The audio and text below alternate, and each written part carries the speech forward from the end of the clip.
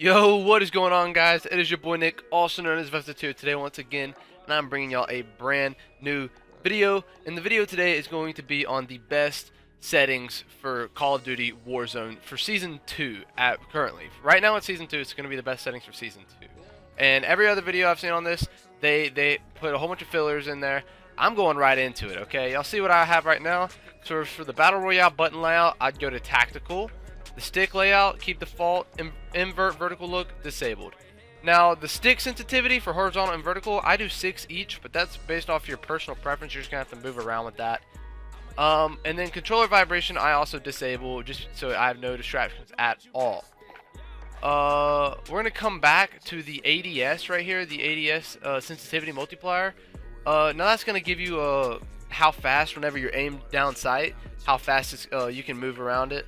I personally put it down to 90 so that when I'm ADSing, I have a good, really good range of how well I can control my my sights, and you know, just in case there's a lot of recoil in the game, so I put mine to 90.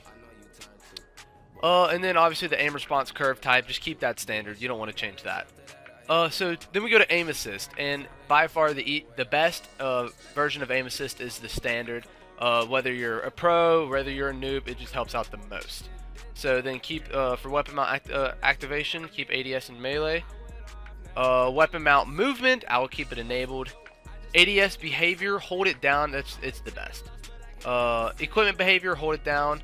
And then use/reload behavior, change that to contextual tap.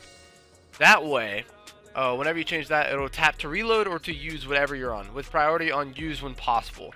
Holding square will still always reload, so no matter what, hold square to reload. It just, while you're doing things, that makes the most sense. Depleted ammo, weapon switch is enabled. Slide behavior, hold.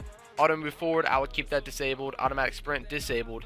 Vehicle crammer recentered, I would disable that, because it's just a personal preference. It'll make it to where whenever you get in a vehicle, it won't automatically center around the vehicle and go third person. Then we have the basic general settings, and for brightness, I personally have it turned up just a little bit in case you get in the dark corners, so you can have the best sight compared to anyone else in the game. Safe area, you can just keep that off.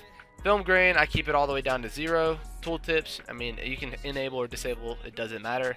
I disabled subtitles. Language selection, I am in English. Colorblind type, that's obviously if you're colorblind, which I am, but I currently do not have it on, which I'm going to make it, I'm going to turn it on. Then we have the world motion blur. I have that disabled along with weapon motion blur. And then the HUD is what we have next. And guys, this is all, like, it's just the best, in my opinion, to win. So for the minimap shape, I'd go with the square because it shows more of the minimap. It shows more area where people are. Then enable the minimap rotation.